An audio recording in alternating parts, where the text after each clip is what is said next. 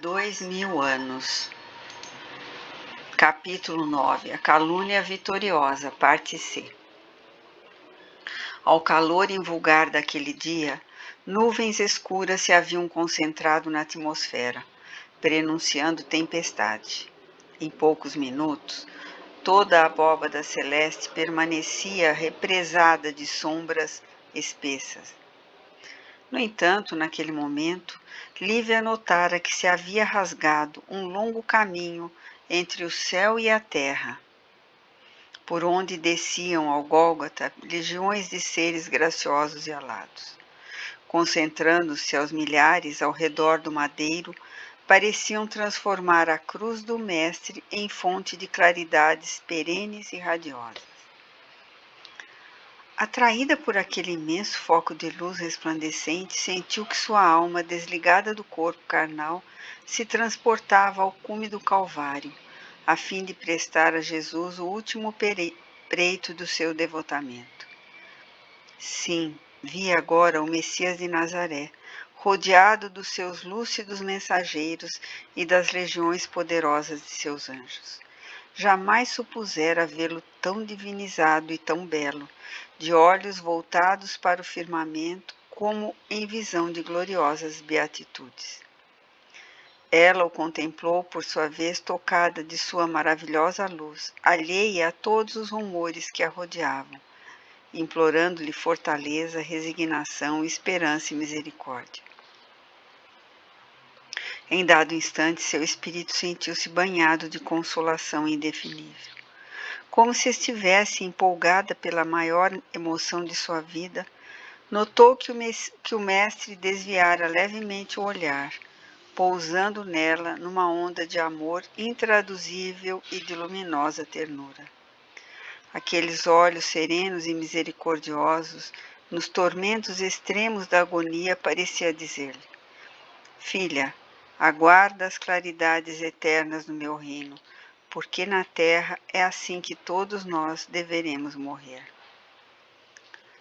Desejava responder às exortações suaves do Messias, mas seu coração estava sufocado numa onda de radiosa espiritualidade. Todavia, no íntimo, afirmou como se estivesse falando para si mesma: Sim, e é desse modo que deveremos morrer. Jesus, concedei-me alento, resignação e esperança para cumprir os vossos ensinamentos, para alcançar um dia o vosso reino de amor e de justiça. Lágrimas copiosas banhavam-lhe o rosto naquela visão beatífica e maravilhosa. Nesse momento, porém, a porta abriu-se com um estrépito e a voz soturna e desesperada do marido vibrou no ar abafado, despertando-a bruscamente, arrancando-a de suas visões consoladoras.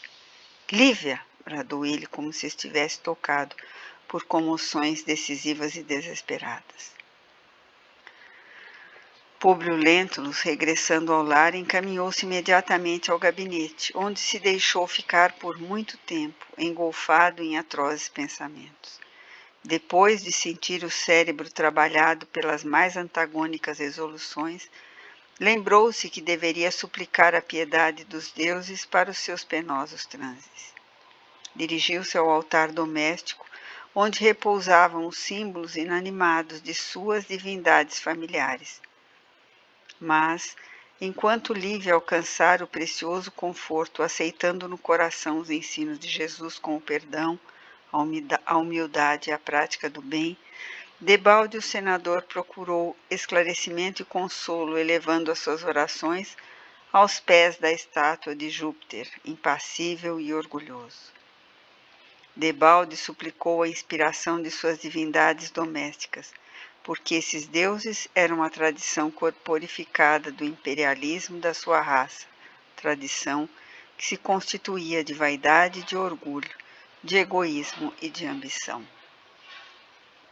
Foi assim que, intoxicado pelo ciúme, procurou a esposa sem mais delongas, a fim de cuspir-lhe em rosto todo o desprezo de sua amargurada desesperação. Ao chamá-la bruscamente, observou que seus olhos semicerrados estavam cheios de lágrimas, como a contemplar alguma visão espiritual inacessível à sua observação. Jamais Lívia lhe parecera tão espiritualizada e tão bela como naquele instante.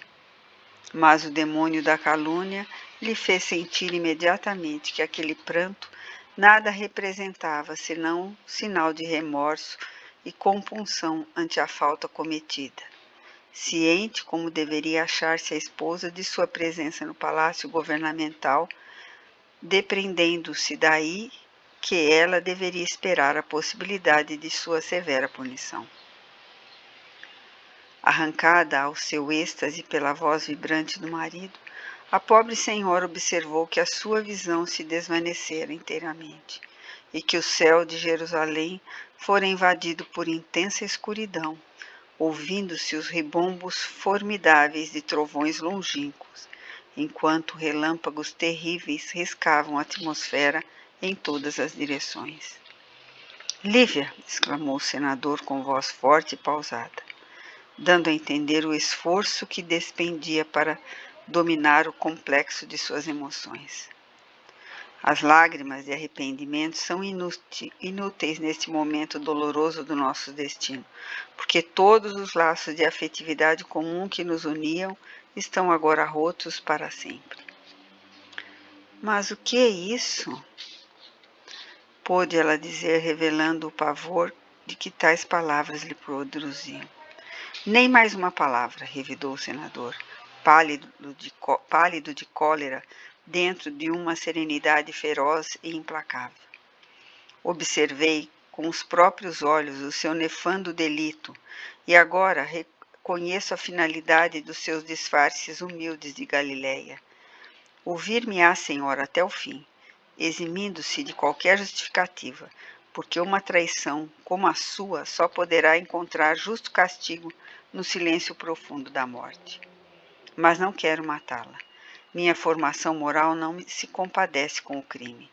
Não porque haja piedade em minha alma, à vista do possível arrependimento do seu coração no tempo oportuno, mas porque tenho ainda uma filha, sobre cuja fronte recairia o meu gesto de crueldade contra a sua felônia, que basta para nos tornar infelizes para toda a vida. Homem honesto e pronto a defrontar-me de qualquer ultraje, tenho muito amor ao meu nome e às tradições de minha família, de modo a me não tornar um pai desnaturado e criminoso.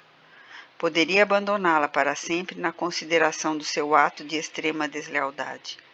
Porém, os servos desta casa se alimentam igualmente à minha mesa, e sem reconhecer os outros títulos que me ligavam à senhora na intimidade doméstica, vejo ainda na sua pessoa, a mãe de meus filhos desventurados.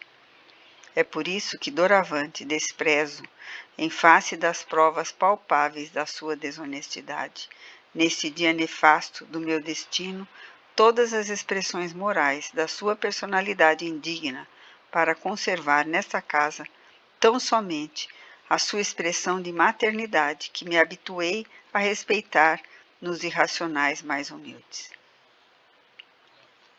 Os olhos súplices da caluniada deixavam entrever os indizíveis martírios que lhe dilaceravam o coração carinhoso e sensibilíssimo.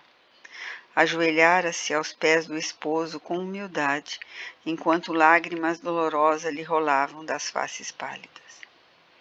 Lembrava-se Lívia então de Jesus nos seus intraduzíveis padecimentos.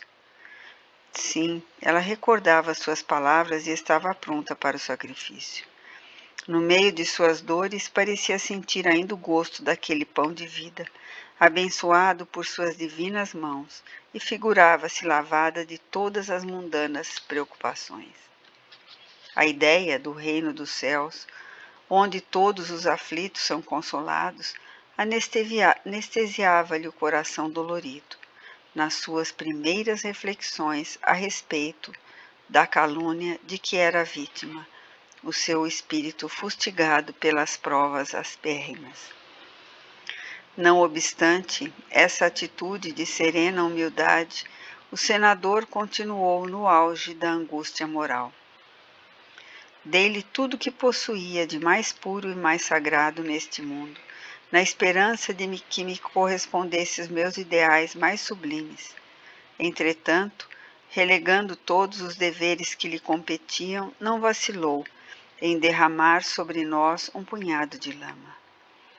Preferiu ao convívio do meu coração os costumes dissolutos dessa época de criaturas irresponsáveis, no capítulo da família, resvalando para o desfiladeiro que conduz a mulher aos abismos do crime e da impiedade. Mas ouça bem minhas palavras que assinalam os mais terríveis desgostos do meu coração. Nunca mais se afastará dos labores domésticos, das obrigações diárias de minha casa. Mais um ato com que provoque as derradeiras reservas da minha tolerância não deverá esperar outra providência que não seja a morte. Não me solicite as mãos honestas para um ato de tal natureza.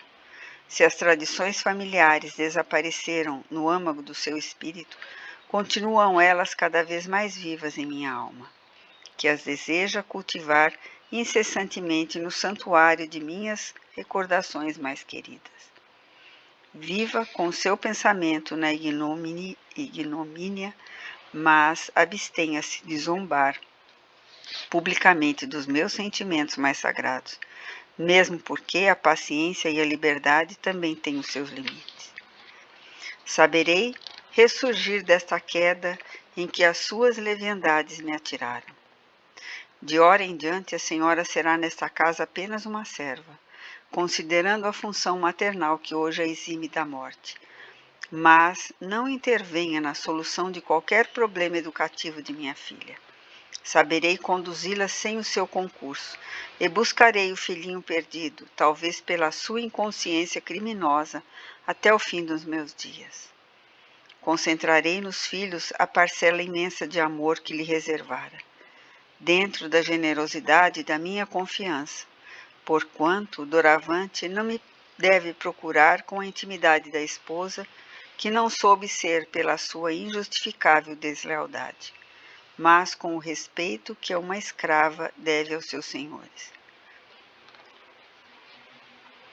Enquanto se verificava uma ligeira pausa na palavra acrimoniosa e amargurada do senador, Lívia dirigiu-lhe um olhar de angústia suprema.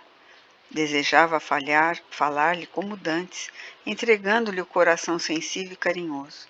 Todavia, conhecendo-lhe o temperamento impulsivo, adivinhou a inutilidade de qualquer tentativa para justificar-se. Passadas as primeiras reflexões e ouvindo, amargurada de dor, aquela terrível insinuação acerca do desaparecimento do filhinho, deixou vagar no coração vacilações injustificáveis e numerosas. Ante aquelas calúnias que a faziam tão desditosa, chegava a pensar se as boas ações não seriam vistas por aquele Pai de infinita bondade que ela acreditava velar dos céus por todos os sofredores, de conformidade com as promessas sublimes do Mestre Nazareno. Não guardara ela uma conduta sobre o nobre exemplar como mãe dedicada e esposa carinhosa? Todo o seu coração não estava posto em tributos de esperança e de fé naquele reino de soberana justiça que se localizava fora da vida material? Além disso, sua ida precipitada a Pilatos, sem audiência prévia do marido, fora tão somente com o elevado propósito de salvar a Jesus de Nazaré da morte infamante. Onde o socorro sobrenatural não chegava para esclarecer a penosa situação dela e mostrar tal injustiça? Lágrimas angustiosas enevoavam-lhe os olhos cansados e abatidos. Mas antes que o marido recomeçasse as acusações, viu-se de novo defronte da cruz em pensamento. Uma brisa suave parecia amenizar as úlceras que o libelo do esposo lhe abrira no coração. Uma voz que lhe falava aos refolhos mais íntimos da consciência lembrou-lhe ao espírito sensível que o mestre de Nazaré também era inocente e expirara naquela cruz naquele dia, sob os insultos de algozes impiedosos. E ele era justo e bom, compassivo. Daqueles a quem mais havia amado, recebera a traição e o abandono na hora extrema do testemunho. E de quantos havia servido com a sua caridade e o seu amor, tinha recebido os espinhos envenenados da mais acerba ingratidão. Ante a visão dos seus martírios infinitos, Lívia consolidou a sua fé e rogou ao Pai Celestial que concedesse a intrepidez necessária para vencer as provações ásperas da vida. Suas meditações angustiosas haviam durado um minuto apenas, após o qual continuou Públio Lentulus em voz desesperada. Aguardai mais 2 dias nas pesquisas do meu filhinho desventurado. Decorridas estas poucas horas, voltarei a Cafarnaum para afrontar a passagem do tempo. Ficarei neste cenário maldito enquanto for necessário, enquanto a senhora recolha-se doravante em sua própria indignidade, porque com o mesmo ímpeto generoso com que lhe poupo a existência neste momento, não vacilarei em lhe infligir a derradeira punição no momento oportuno. E abrindo a porta de saída que estremecera aos ribombos do trovão, exclamou com terrível acento: Lívia, este momento doloroso assinala a perpétua separação dos nossos destinos. Não ouse transpor a fronteira que nos isola um do outro, para sempre, no mesmo lar e dentro da mesma vida, porque um gesto desses pode significar a sua inapelável sentença de morte. Atrás dele, fechara-se a porta com estrépito, abafado pelos rumores da tempestade. Jerusalém estava sob um verdadeiro ciclone de destruição, que ia deixar após sua passagem sinal de ruína, desolação e morte. Ficando só, Lívia chorou amargamente. Enquanto a atmosfera se lavava com a chuva torrencial que descia a cântaros no fragor das trovoadas, também a sua alma se despia das ilusões amargas e purificadoras. Sim, estava só e profundamente desventurada. Doravante, não poderia contar com o amparo do marido, nem com o afeto suave da filhinha, mas um anjo de serenidade velava sua cabeceira, com a doçura das sentinelas que nunca se afastam do seu posto de amor, de redenção e de piedade.